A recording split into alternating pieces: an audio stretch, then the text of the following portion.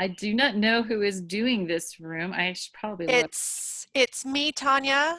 Yay! And so if you can give me a share screen. You can totally share in Power. activated open settings. You can share all you want in here. How exciting. So it's you and Doug. Is that it? Yeah. Okay. Is Yeah, I Doug think doing so. the recruiting? Yeah. Yeah, cool. Awesome. Well, I'm going to leave you guys to it then and have fun. I'm going to take a break for a second and go, but if there's a problem, let me know and I'll be right back in a minute.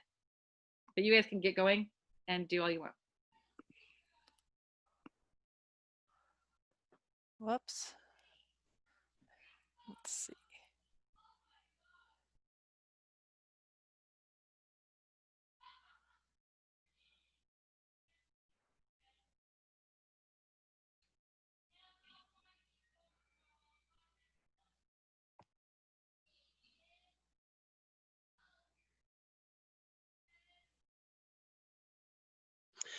Hey, well, Natalie's getting ready. Can I just ask everyone where they're from? I'm just going to go through the pictures on my screen.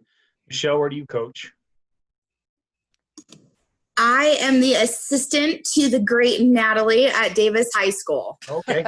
That's the power team right there on my screen. Awesome. Natalie is the power. I'm bringing the team. Hey, take everything you can get. All right, who's our Mintz? That's me. I'm Ryan. This is my first year coaching debate over at Murray High. Awesome. Awesome. I forgot his name. Bruce. He taught debate there 3 or 4 years ago.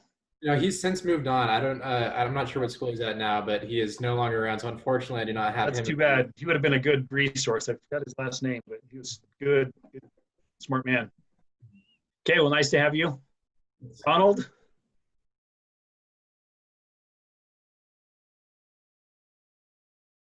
Are you there, Ronald? Oh, you're on mute.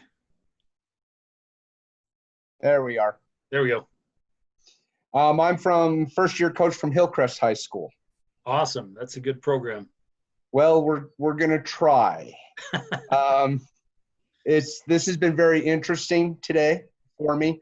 I will admit, overwhelming in a lot of the things that we're doing here, but exciting to see how it works and seeing this transition that we're in as far as just our overall education. Yeah, it's a good time to be part of this. It's an exciting time. Yeah, I tell most new coaches, especially if you're going into a program that's already existing, use your student leaders. Yes. Yeah. Like lean on them a lot. They'll help you. Yeah, I got drugged through my first year. I had no debate experience at all when I started. Zero. I mean, if there's any experience below zero, this is where it's coming from. Well, you'll love it. You'll love it. I teach theory of knowledge through their IB program and psychology. Okay. So the connection is just kind of natural. So we'll see what happens. Yep, you'll love it. It'll be good. Thank you. Okay, who else do we have? Sally? Yeah, I'm down in St. George at Crimson Cliffs High School. So this is my second year, but I was the same as you. It was my first year teaching last year, first year doing debate, and I never did debate. So I feel like I still have a lot to learn. It's a little overwhelming. We can talk if you have any questions after Natalie presents and I give my little piece and answer any questions that you have, but welcome. Thanks. Janet, are you on? I know Janet. Janet's at Mazer Prep. You there? Brooke, are you there? Hi, I'm here. Sorry you can't see me. That's okay. But I'm taking over debate at Judge Memorial in Salt Lake. So awesome. Yeah, awesome. I'm excited to do it. Glad to have you. Thanks. Okay, Isaac. Isaac's kind of unique because Isaac's still a student. Yes, I am a student, and this is technically my second year of coaching, if that's what you think of it. I'm a rising junior. 10th grade was my first year, and my coach is kind of busy with like 3 AP classes, and he lives pretty far away, and my mom is the assistant coach. She doesn't really have much debate experience, but she is so kind to help out, and I'm kind of the one who's orchestrating everything. Yeah, Isaac's been what pretty school? impressive. What school is Timpanogos Isaac High from? School. Oh, from Timpanogos. Okay. Yeah, we're kind of from a debate desert. Central Utah County doesn't really have much. I mean, it's pretty True. much nothing from Timpview to Lone Peak. Yeah, yeah, yeah. We were glad he just decided to jump in, and they didn't have it at his school, and he and his mom have worked really hard to create a program. So it was good. It's awesome. Okay, Haley. Hi, I'm Haley. I'm helping out Porter at Oh. Providence Hall with coaching. So Awesome. I'm here to learn. You've got an expert there. Yeah. Okay, well, thank you for letting me do that. Well, while Natalie's getting ready, hopefully you're all right with that, Natalie. For those who don't know me, I'm Doug Welton. I coach at Salem Hills High School. I've been the president of the association and the treasurer. And I got in not knowing anything about debate and felt completely overwhelmed. And I'll tell you my story if you're interested at the end. But it's been a great experience, and the Coaches Association will help you out a lot. So if you have any questions, you can always email me. And like Tanya said, and some of the others, there's a host of coaches that are just willing to help you if you just reach out to them. I found Hey, that. sorry. That's all right, Doug. I think you rock and are far more certified to do anything. You ever volunteer to do something and then you go, what was I thinking? We've all done this. Anyway, I do it all the time. I don't know what's the matter with me. So it started a year ago last spring when our debate coach was leaving, and I, is my video on? Did I turn my video on? Can anyone see me? You're good. I can see you. Okay. I can't see me, so that's fine. I don't need to see me. Anyway, our debate coach was moving on, and so there was a gap right there, and I had this harebrained idea. I've been in teaching for over 25 years, and I was like, I'll take over the debate team. I don't know anything about debate, but people are doing it all over the world. I suppose I can figure it out. So that is what I did. So that was my first time volunteering for something I probably shouldn't have. And the second time was saying, hey, since I just finished my first year, I will share what I learned my first year in hopes of helping other first years. Because I certainly have muddled through this last year, relying a lot on other coaches who know and on leadership, the student leadership who have been incredibly patient with a coach who really doesn't know debate. In fact, I've been constantly amazed and impressed by the patience of everybody with anyone who's new. It is a really cool community to join and just to see how inclusive everybody has been. I found that I went to nationals in Dallas last year, and that was my first debate tournament of any sort. So I was, and it was the first trip I had ever taken with students, even though I'd been in teaching. English teachers don't have a lot of trips with students, if you know what I mean. And so there I was trying to travel with 4 teenage boys that I didn't know, and judging something I've never judged before and I don't know anything about. And I expected for a lot of sideways glances and kind of like, what are you even doing? And all I found was people reaching out, willing and eager to help me and offer anything that they felt might be useful, even to the point where I'd wait until everybody had submitted their ballot, and then I would check in with people just to find out, how did that round go? Why did you vote the way you went? Am I up in the night? And I wanted to make sure I was doing that all legally, but I also wanted to learn, and I was so amazed at how generous everybody was with what they knew, and with just encouraging me and helping me along instead of just saying, what are you even doing here? So I thought I'd share what I learned. So thank you for your patience in sharing what I learned. When I decided to do this, I reached out to Leanne Heyer, who is on the Utah Coaches Hall of Fame and who I had taught with at Davis High School for a long time while she was Hall of Faming with the debate team. She had been out of the business of debate coaching for a few years, but she was the best person I knew. And so I'm sharing the 10 Commandments with you that she shared with me. And the first thing she said, and to tell you the truth, I didn't even know what this meant for a little while. She said, help out in tab room. She said, get involved in tab room. And I was like, do I need to like register with a tab room? What does she mean, get involved with tab room?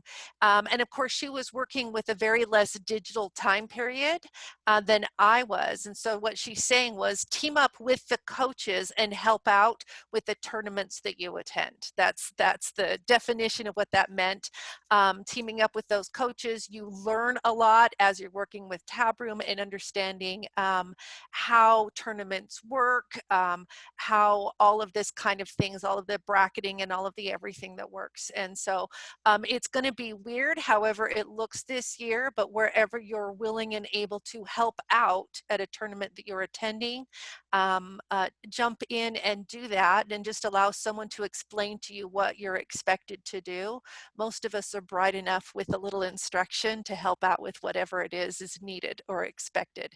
So jump in and help out when you're at the tournament. That's what she meant. The next thing she said is to meet the coaches. She said they'll be your family. You'll spend a lot of weekends with them in high school libraries between October and March, and she was right. So I've included just a little screenshot here of the coaches directory that's available on the, what's it called? The Utah High School Coaches Association. That's what it is. Site. And whenever I've wondered who's in charge of what, who's in charge of this tournament, who's the coach at this school, I've looked at that directory. Or even if I've met someone who I now know is the coach of another school, but I can't remember the coach's name, I can only remember the school. That's my little cheat sheet to look up the school so that I can become familiar with and know the coaches by name. So there's a handy little cheat sheet. And again, the coaching community is full of a lot of amazing people. And so I'm kind of thrilled to start to make friends. It's only been 1 year, so I imagine it will get better. She said, don't be afraid to ask questions. And like I've already said before, I am amazed by how generous everybody is. Nobody's too busy, even though this is a really busy job. Nobody has behaved as though they're too busy to help me with my questions or to answer my emails or my phone calls or my in-person questions.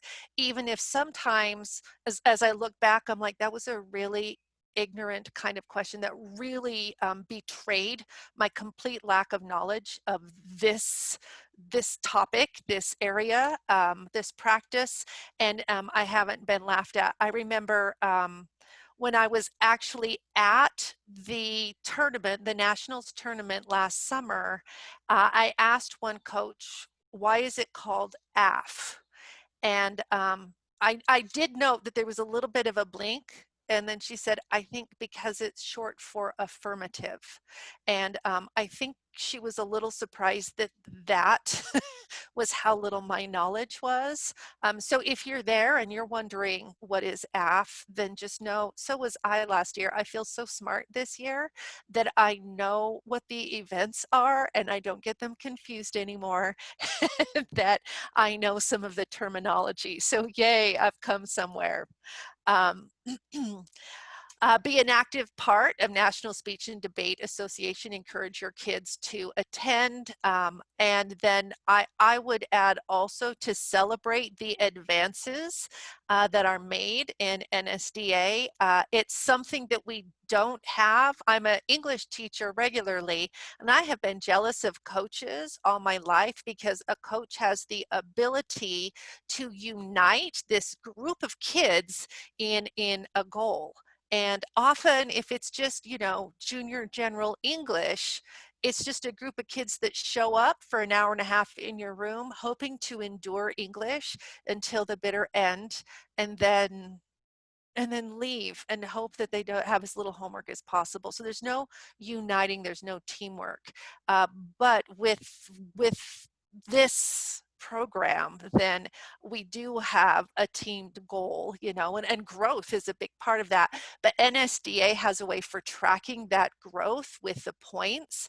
And I would establish and am establishing kind of an advancement ceremony type of thing, which is just something that I would do where there's music and then we announce who was advanced to what, and whatever type of award or certificate. They do send you certificates and stickers if you're that new and you didn't know that. They do send those, they mail them to you and they're right there.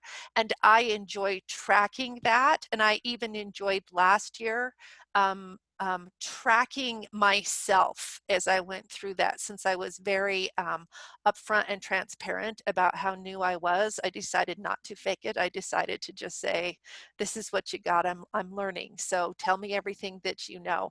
And anyway, so I rose faster than everyone else because I got all the kids' points. So I kept telling them how great they were to give me all their points, because I was really up at the top there. And I'll take myself down this year, but last year it was pretty fun to move along with them in my NSDA points since I was that new. So Leanne's advice was to alternate debate and speech events so that everybody gets a taste of everything once before October. So I was just in, whether or not you were, I was just in where a discussion was happening where different coaches have different policies. So this was the advice that Leanne gave me. And I think I'm still learning exactly how to implement that to make sure that they give everything a try, or they give everything a try on a minimized scale, so that we can make sure that they're ready in October for their first competition. So I'm still figuring that out, but that is great advice, to let everyone give just a dabble in everything so they really feel like they know. Can I jump in here for just a second? Please do, Doug. Yeah. One thing I would say, if you're a new coach and you really don't know anything, there's a couple things I would do. So there's a lot of events. What I would recommend is that you pick 1 or 2 events that you're going to learn every year versus trying to learn all of them. And just try to be good at a few things. Now, if you've got an experienced team and you can turn some of that over to your students, student leadership is amazing. But if you're just trying to pick up the ball, or it's a new program, just pick up like public forum, maybe public forum and oratory, or something like that. If you've got time and you can do all the events, that's great. And it kind of depends on the size of your team. But you know, if you feel yourself being spread too thin, I would just pick a couple of events and focus on those. And then the next year you focus on those. I don't know how many of you guys know Gordon Peer. He was the head coach at Green Canyon, top ranked school in the state. He's got a job with NSDA.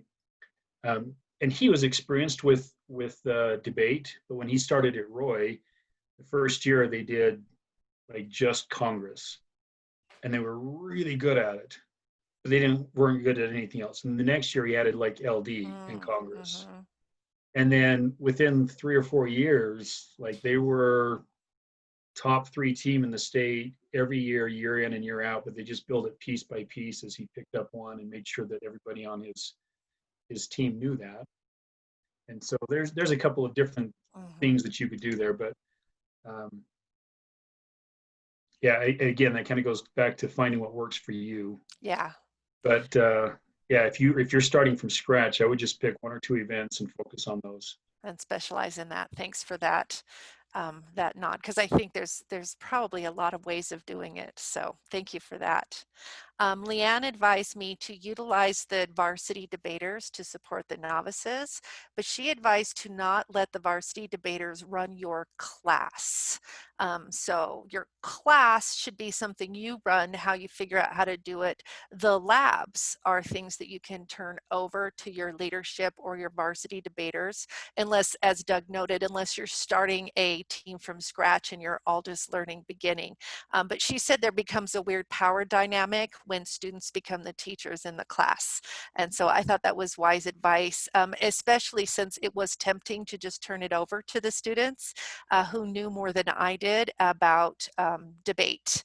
And but instead I did maintain some control there, and there were good and bad things that happened, which will happen anytime you do anything for the first year, so, or the 5th year. So I would say if you turn things over to the students, they need to understand that you're the teacher and you're going to be there long term. And so you kind of need to understand what your vision is going to be, and just have them check with you daily or weekly or however you want to do that, and say, all right, what's the goal? Where are we at? What are we working on?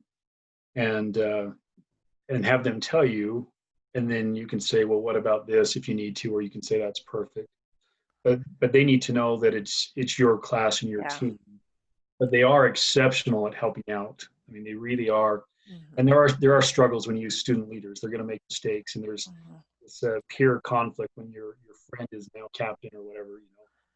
And there are a couple of skill sets. The skill set of teaching debate is one skill set. The skill set of having student leaders and leading student leaders is another thing we learn as coaches. And but that's a good training for your kids too. I mean, there's a lot of different models where there's the heavy teacher model, there's the student model, there's somewhere in between. And you just have to figure out what works for me. I like creating student leaders and giving them as many opportunities as I can, but they do need to know that it's your class. And these are the standards I expect. And, you know, so when I go out, my kids know that they debate with class. They are friendly. You know, we want our team to be the team that nobody wants to lose, right? But if they lose, they say, well, at least it was to Salem Hills. You know, and so hopefully my kids aren't jerks, you know, and we try to tell them that, especially early on in the year, if you go in and you annihilate somebody, offer them help. If you go and get annihilated, ask for help. Mm-hmm. And now I'm kind of veering off a little bit, but everyone write that down. That's good stuff. but because it can be a really good community, but I've seen coaches come in that are so tied into the competitive nature of it, that we don't share cases and we don't talk to anybody and we don't do those things.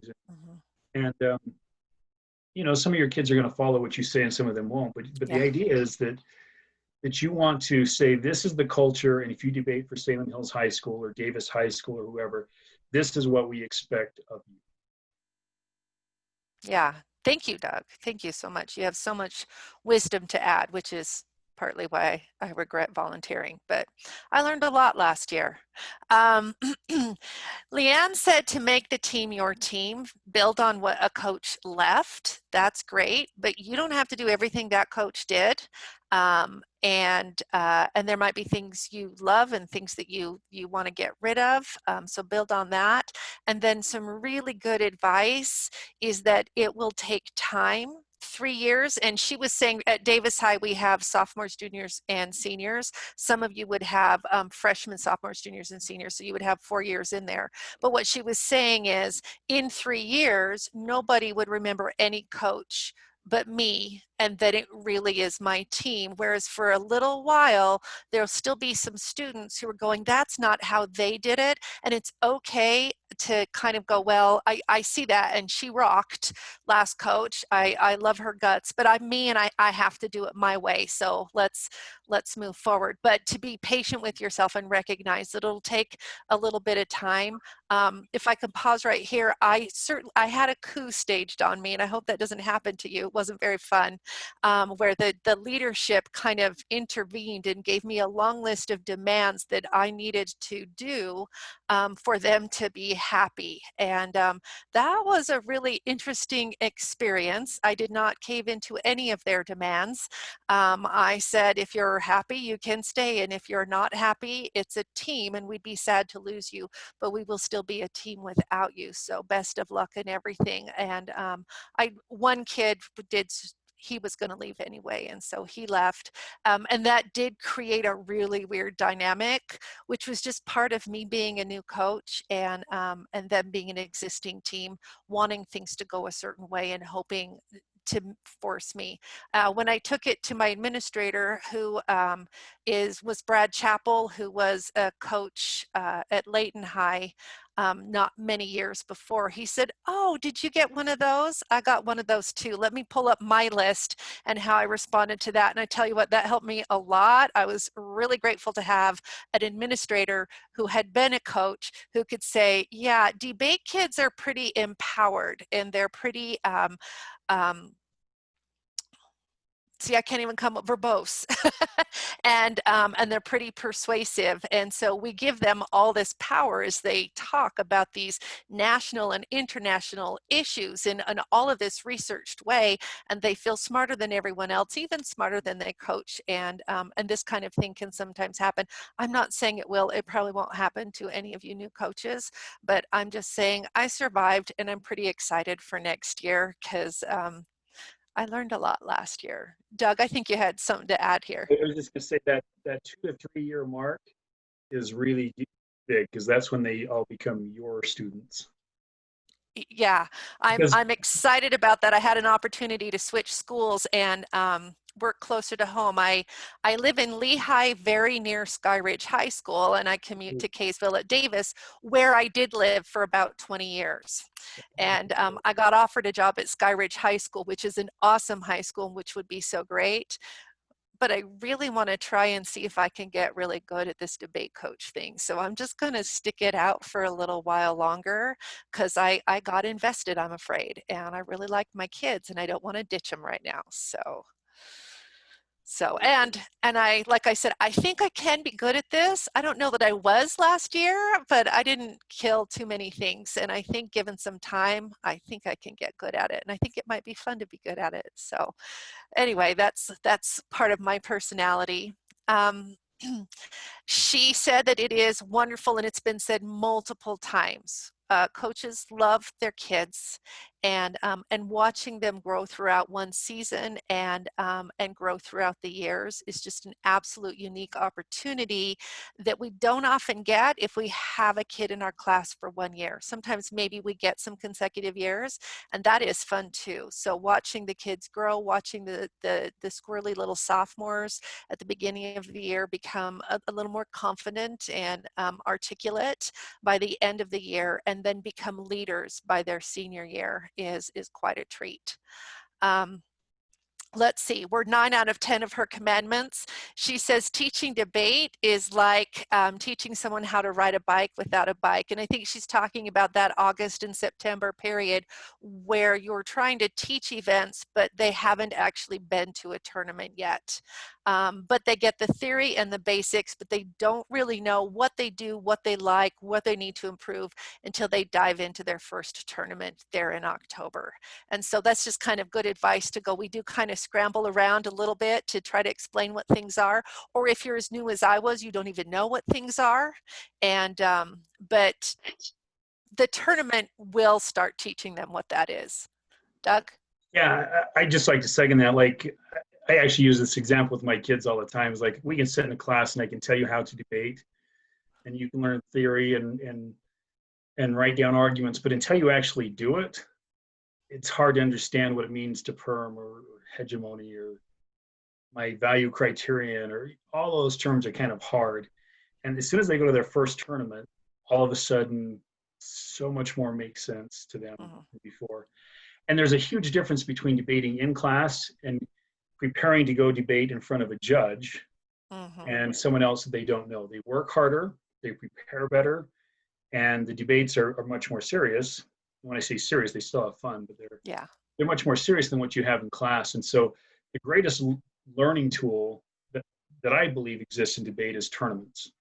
And if you're shying away from tournaments, there's a lot of coaches that don't want to go to tournaments because it's a sacrifice, and it is. It is. But if you want to get all those benefits, like the slide before when you talked about how you get to see your kids grow, I mean, that is the coolest thing. I've done sports, I've done all sorts of different things in my life, and I've never seen the growth happen between a student that found their voice and overcame. I mean, I remember my first year we were at a tournament in California, and a girl who had used to she's lived in the neighborhood and she used to babysit for us. And I convinced her to take debate, and her mom came on tour with us, and it's the first tournament. And I just see her in the corner and she's just sobbing. She's crying her eyes out. And so I go over to see what's wrong, and she's talking to her mom, and she's like, "Good moms don't make their kids debate." She's just crying, and she's just like horrible. And so I go over there and I was like, "Hey, it's okay, you'll be all right." And she turns and she's like, "This is your fault. You made me do this." Anyway, she just completely stressed out. And it was kind of hard for her at the first, but at the end of the year, we tried different things. She was in a debate event. We ended up putting her in oratory, and she ended up finishing in the top 5 at state. And she just flourished. I mean, it was amazing when she got the confidence behind her to go out and to do, like, it's amazing. But tournaments really are kind of important to do that. And this year will be different. I don't know exactly how this online tournament thing will work, but you got to go to tournaments. That's where the bulk of the learning happens. I hope, as many of you, I actually had a very positive experience with nationals online because we were gathered as a team at the school, and we had missed each other for all of that soft closure that happened in March last year. And so we gathered as the nationals team, and we broke out into different prearranged rooms to do the competing. And but we were able to come back and discuss the way you do as teams, discuss what went well, what really bombed, what was frustrating, what was the best. We had a couple break, which was just astounding. There were celebrations and videos and pictures, and it was really fun. And my hope is that that kind of fun can be had for the online tournaments. I am hoping, as long as the school is at least still open, that we can gather for the tournaments in a safe and socially distanced manner, whatever that looks like, so that we can at least be there as a team. Also, another part that is a real joy as the coach is to see students find a place where they belong. And that has been really surprising to me. Not surprising, it's just been kind of an aha and an awakening that debate students tend to be welcoming of everybody. They don't really have a type. You're not our type, be gone. Everybody is their type. A specific example would be Savannah, who is a senior who had been on the drill team for junior high and high school, and never, despite getting on the drill team and blah, blah, blah, never felt like she fit. And so she joined the debate team, and she said all year, "Where were you? All of these other years, I fit here, I belong here." And anyway, she did make it to nationals in Congress, and really she was the prodigy is what I called her, because she did it all on her own. I didn't know anything about Congress, but she figured it out and did it. And but she found her place. And there's that example. And then there's the example of Mitch, who's a freshman who struggled to keep his grades up in any way, but debate people were his people. And so we just figured out how to keep him as a mascot and keep him around, even though he wasn't eligible to compete. And I'm still deciding what I'm going to do with ineligible people, because I have a really big heart and I don't like to kick them out, especially if they feel like debate's their place. So I'm still figuring that out. The last of the 10 commandments, and I think Doug and I have done this. This is one of the pictures of one of our competitions last year. We had a really good time at this one. In fact, I think this was at Cash Classic. The kids could tell me every picture where they were. I usually am like, I don't know, it was really late and I just wanted to get home, which meant riding on the bus for a really long time and then getting in the car and driving for about an hour. So usually I had no idea where it was, but it is really fun. So I think Doug and I have kind of gone through this. Just loving those kids is fun. So I'm done with Leanne's advice, and here's a few things I learned even without Leanne, which I didn't think was possible. But this helped me so much. So my recommendation here is to create your own coach commitment. What is it that you want to do for as yourself? What do you see? Because that's where I went when the coup was staged and the kids were saying, "You're doing it wrong, Levitt." I was like, I don't know that I'm going to let teenagers define whether or not I'm doing the job that the principal has assigned me to do. So I'm going to go look at what I decided the job was for me. And if I'm doing that, then I'm just going to say, good luck with everything, kids. I understand you're frustrated with the new coach. And now and again, looking back at that, I was like, oh, I'm kind of slipping a little in what I committed to myself I would do. I need to do better. I think have fun and create fun is where I needed to do better, which had a lot to do with how stressed I was. Anyway, decide for yourself what you want to be able to do this year, and then don't let anybody else define that for you. You can always change it if you want a new definition, but I have some tips on getting organized. I think that if you are able to have an assistant coach, or some have multiple assistant coaches, then make sure you have clear expectations, clear compensation, whatever that looks like for your school and your district, and then you have open communication with the assistant coach. When it's a vague kind of expectation, then I think there becomes a little bit of a push. So right up front, here's how you're going to get paid, and here's what I expect that you'll be able to do. Are you up for that kind of a deal?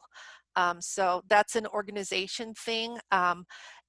I, like Doug, believe in leadership. I believe as many as possible. I believe that trains so many things in kids. Not everyone does, and so that depends on your style. And I'm learning how to train leaders. We're having a camp on Friday, a leadership camp, and I'm so excited about it. And I've been sending all kinds of reminders about how incredibly fun this is, which might have been over creating expectations, but I want to empower kids to lead each other. I think that they look forward to that. It's something they can include on resumes.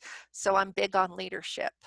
Plan your tournaments ahead as much as possible. And I just said schedule, get your tournaments planned, plan your labs, and as lesson planning goes, and it's a little bit messy when you're brand new as you're going, I don't even know what I'm going to teach, but make some sort of scope and sequence of where you're going to get. So part of my leadership camp on Friday is them creating their lab lesson plans so that they're a little more planned, since I'd like those to look better this year than they did last year. So yeah, work on some sort of schedule, a parent meeting. I created a checklist for tournaments. I'm a checklist kind of gal. I have a checklist even when I go camping. Have I included everything for the camping that I want? And I found that this reduced my stress of the things. Now a checklist this year will look different than last year, because you won't have to get buses, and you won't have to leave school early and arrange whatever that looks like for you. But I still, oh, and this one was actually for hosting my tournament. That's a different checklist than I had a thing. But this was my hosting checklist, and then I also had a tournament checklist. Set up some rules and guidelines. We're not riding buses, at least for the first little while this year, but as far as a tournament expectations, I learned the hard way. I had a couple of flaky 10th grade policy team who got in trouble every time they went to a tournament.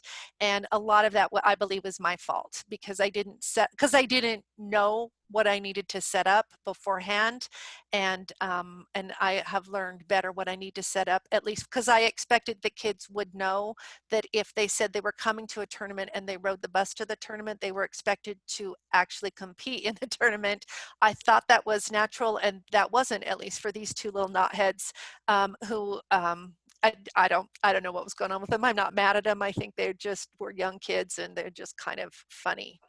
I believe you should communicate with your judges. I've created kind of a format for sending an email out to judges that gives them where they could go if they're new to get a little bit of training. I'm going to do a little bit better this year at training them initially, but where the tournament is, what time it is, what the schedule looks like, how soon they can plan on being home, and how grateful I am that they're going to come and judge the tournament, because we can't have them and we can't go if we don't get judges. So I worked really hard to make sure I communicated with the adults who were helping me run my program. I also wanted to communicate regularly with the parents. I felt like if I could share our successes, then I felt like that was a little bit of a recruiting tool, I think a little bit, but I wanted parents to know what their kids had been doing over the weekend and what successes had happened. I wanted to make sure I thanked judges. I wanted to make sure I thanked anybody who sent snacks or treats or did anything that helped support us for that particular, and then I wanted to make sure they knew what was coming next. So as a parent myself, which I imagine you are, I always appreciated good communication and especially an understanding of the timing. So I tried really hard to give them an accurate timing with them recognizing that I really didn't have much control or knowledge about exactly how late we would be on Friday or Saturday nights. And of course, parents were pretty good about that, but it helped especially the parents who needed to pick up kids to at least have, you know, a window of time that I expected. So communication. Plan a fundraiser. You're probably going to have to do a fundraiser. So figure something out, figure out when you're going to do it. Half the battle, no, 75% of the battle is figuring out what you're going to do and what your timing window is. Once you've got that decided, then it's just a matter of going ahead. But you'll probably need some funds. So you'll probably need to figure out a fundraiser. Plan for recruiting. And Doug has got way more experience than I do. In Davis School District, there isn't any middle school, junior high school program. So I am trying to at least invite feeder schools to my school, 9th graders, to come and compete with us. And that hasn't been happening for at least, I think, 4 or 5 years. So that's part of my recruiting, but I think Doug has a lot more stuff to add. And then resources that are available. NSDA has everything, plus I haven't even begun to mine everything that's at NSDA. Sydney last year made a new coach handout, and then now on the Utah Coaches website, there's an even new and improved handout.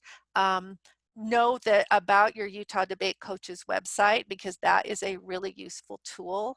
And Tanya has now included, she didn't have them on there before, but she's included her videos that train you on Tabroom, which are really useful. And then your administration is a resource. They know the rules and guidelines that you need to follow. And so always check in that and try to make sure that you're always on the up and up. And I am done with what I learned last year. I'm happy to answer any questions if I know the answers, but Doug knows more answers than I do.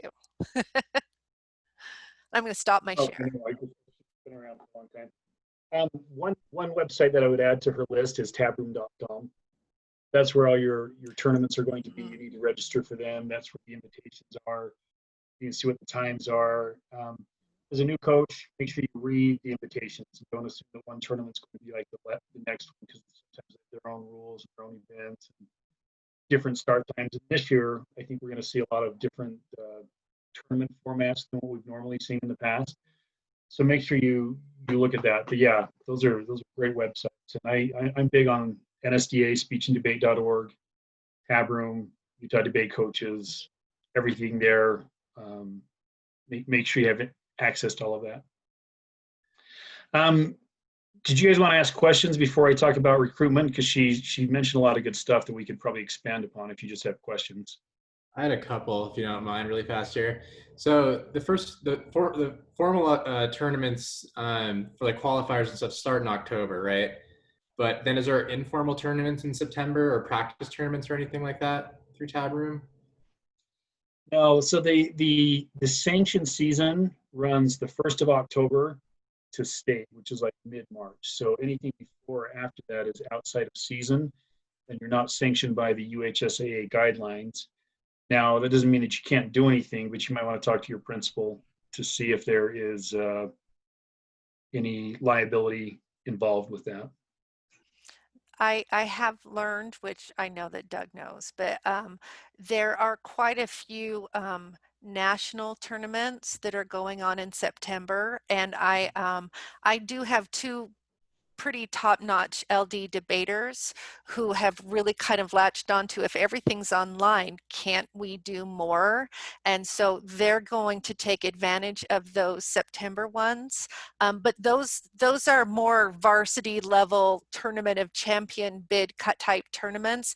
They're not something that I would send any beginner team to, but they're something I'm going to let my two president, vice president, LD champions compete in, since those, they don't have to go anywhere and they're not counting against their 10 that they need to stay in between October and March. That is one thing, that if you're outside of the season, the officially sanctioned season, those tournaments don't count. So if you choose to go to the tournament in Florida, especially since it's online, in September, that's not going to count towards their 10 tournaments, or 8 if you're a 1A, 2A school, maximum that you can go to.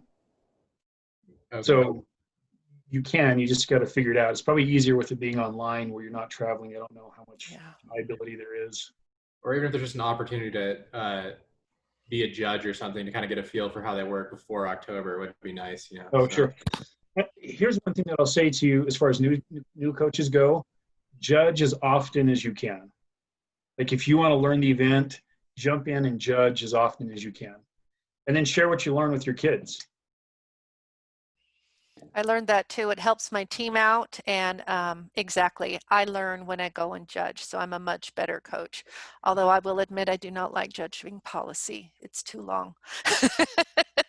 but I did dive in and judge some policy. So, but I hear you. It might be possible, a thing to maybe wrap your head around is to go to NSDA and watch at least even just segments of those recorded tournaments, because they will have all of the events, and then you will at least have seen them.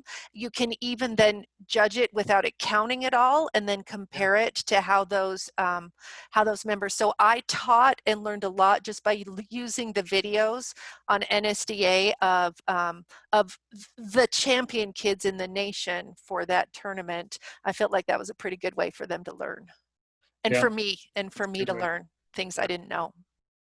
And then is there what's the minimum amount of students you could have to participate in a tournament? Is there Go with one. Just one for an Yeah, I mean, the problem with one is there's liability things. So you don't want to travel with one student to the tournament. Don't do that. You'll get in trouble. But this year, this year you're not traveling with anyone. Right. I know there's a couple of the students who have had some debate experience, who have participated in tournaments before. And so I was thinking about maybe just starting with them and kind of like, so I could get a feel for how it works. Yeah, but that's good to know. And so then when the tournaments are posted on Tab Room, it tells you what events are going to be hosted in that tournament? Yes. Okay. And so are there a couple that are staples that are going to be at every event, or will it vary? Yeah, so your staples are your state events. So Lincoln Douglas, Public Forum, Policy 90% of the time, Congress, Oratory, Impromptu, SPAR, even though some coaches don't think SPAR is a real event. What am I missing? Oratory. Interp. Oh, Interps. Your Interp events. Extemp. Did you say Extemp? Oh yeah, and Extemp. Yeah, so those are pretty much universal at every tournament. Although there are some tournaments that are exclusively debate and just have pretty much the 3 debate things, which I didn't know before. And so I had scheduled a little heavy on the debate only tournaments, Young Lawyers, and Speech Arts, which is run by the state. Yeah, it's actually this organization, the coaches organization. Yeah. And the Young Lawyers is debate only. And anyway, so there are some that are exclusive to that. Silver and Black is a debate only tournament. Silver and Black, yeah. Because also, so if one student picks a more obscure event, and only 1 or 2 tournaments offer it, and then it wasn't one we were planning on participating in, I don't want to get like stuck in that position, or does that usually not happen? I wouldn't let students focus on obscure events. Like if they want to do them, that's fine. And I always encourage my kids to do a debate event and a speech event, and encourage them to go to more tournaments or as many events as they can. But I guess it depends on what your goal. So at the end of the year, you have a region tournament and a state tournament. And so the events for that are impromptu, oratory, LD, public forum, Congress, policy. But storytelling is not one of those events. POI is not one of those events. Did we add interps this year? I can't remember what that. We added a couple of speech events, and I can't remember what they are. For there was interp. You mean for like NSDA for nationals? No, for state. Oh, for state. I don't know. We I didn't. think we increased the entries in speech. I have to double check on that. That's where that is. I like all the events. I'm also kind of a competitive person. I mean, it's kind of weird because I fully believe that debate is good for everybody. And I have kids that do it that are just horrible, and I love them. Like, yeah. they've got a place on my team because debate is good for everybody. And I think that's one thing that's really, really important for coaches to understand is you need to let everybody debate that wants to debate.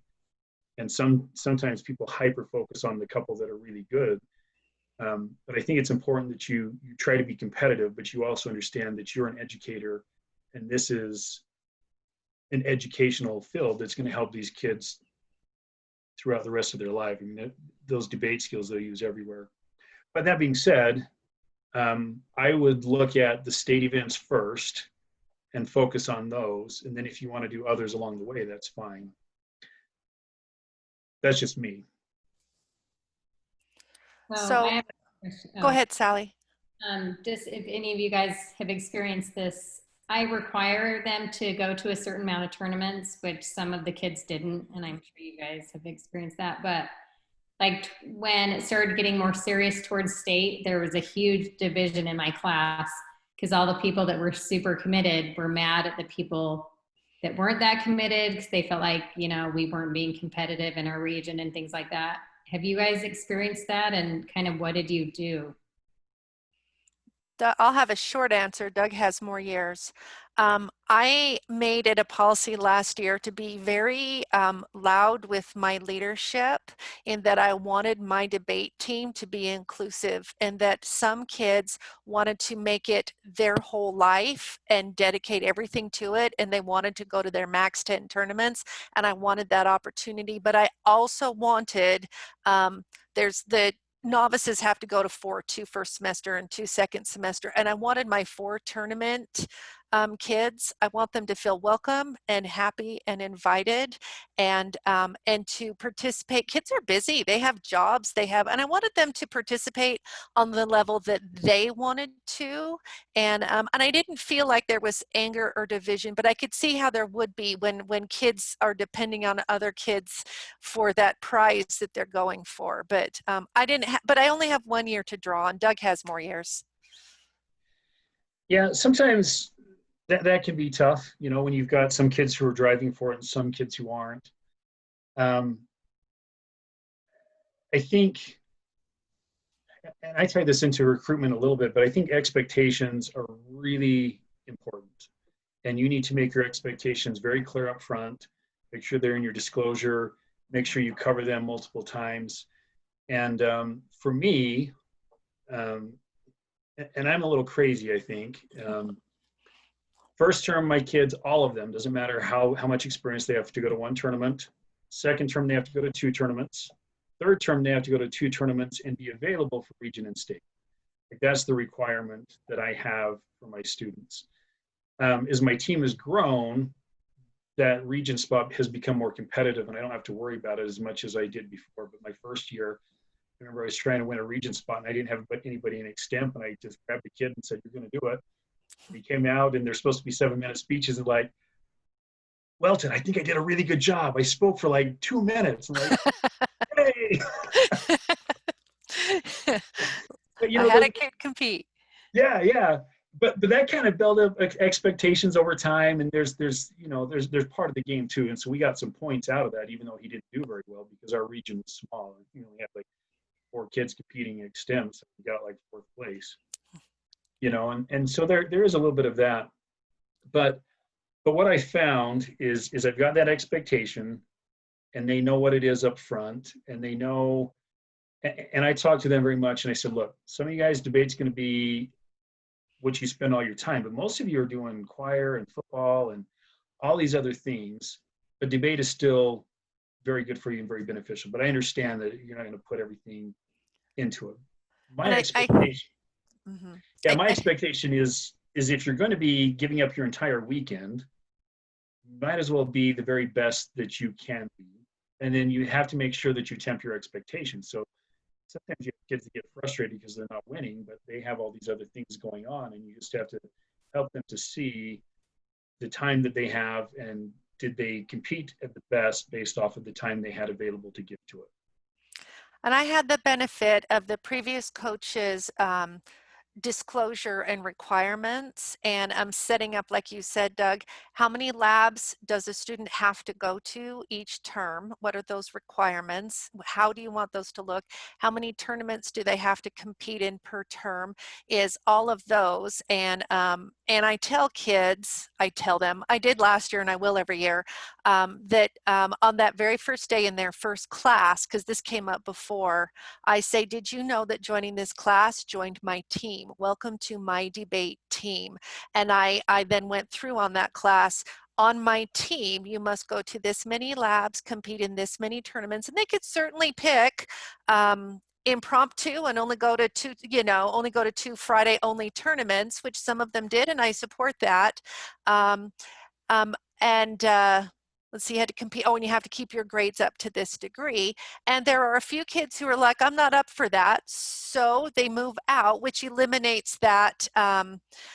Was discussed before, the kid who thinks that speech and debate is just the chill class and they just wanted to show up and give funny speeches as a class. On the very first day I said, you joined my class, you're on my team, here are the expectations. And I didn't say, and there's the door, I just said that. And a couple of kids were like, this is not what I thought it was. Yeah. And that's okay, because now they know in advance, and then they're not mad at the end of the year because they knew on the very first day what they had joined. Yeah, and I would echo that is you make your expectations very clear and say, look, I'll take you whoever you are, whatever level you are, but these are the minimum expectations that you have to have. And for my class, competency or performance is half of their grade. So if they miss their tournaments, it's really hard to get a passing grade. And so I don't want them mad at me either. So I make sure that they and their parents are very clear on that. But that gets them to tournaments, for one. And when they get to tournaments, they perform better. Now, the one thing that I didn't say, and this is probably the crazy part of me, is I go to a lot of tournaments because I know kids have a lot going on.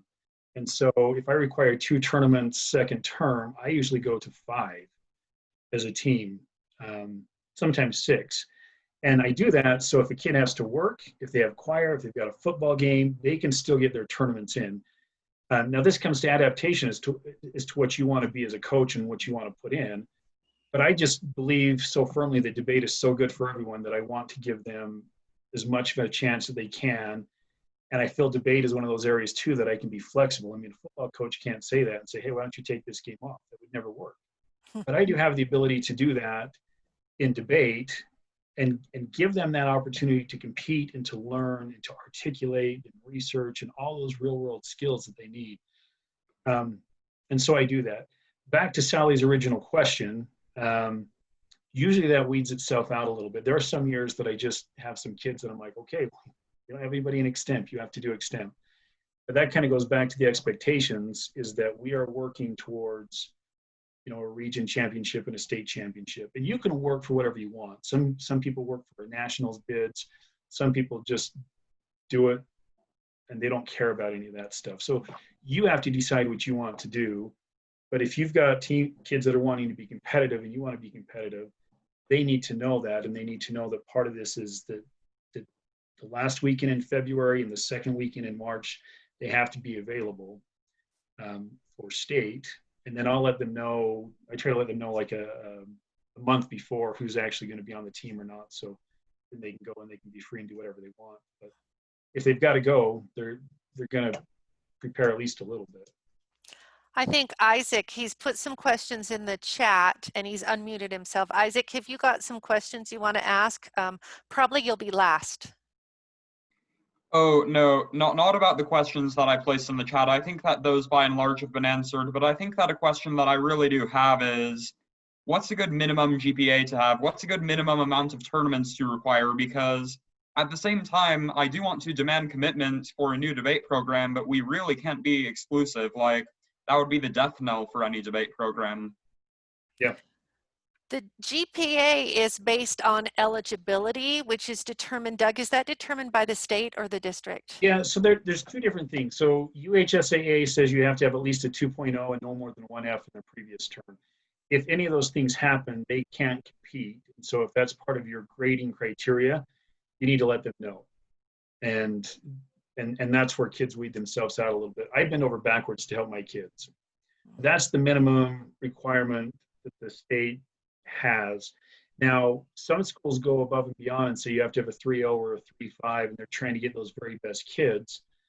The problem with that is there are some kids that debate is their jam. Like Natalie was talking about Mitchell. Mitch? Yeah, Mitch. I love him. Yeah. And that's probably the place that he fits. Mm-hmm. You know, and he may not fit anywhere else.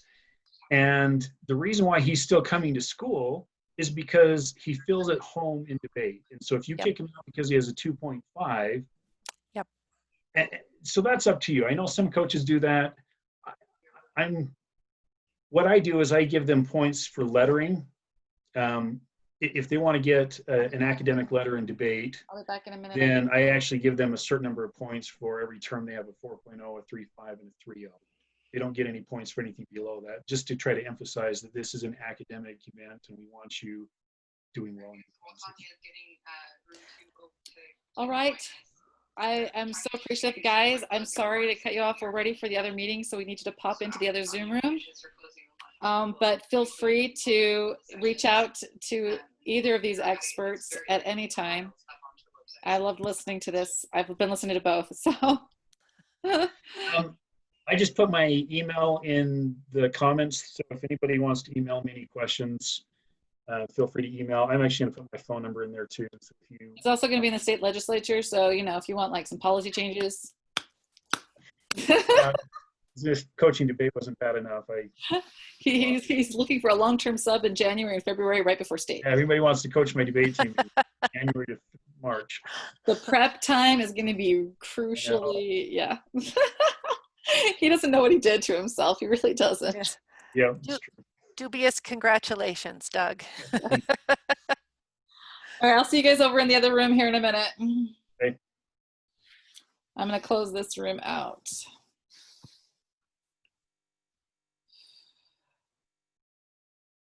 Can you post the link for the other room? Yeah. Back to my email, but if you've got it. Yeah, let me grab it here really quick.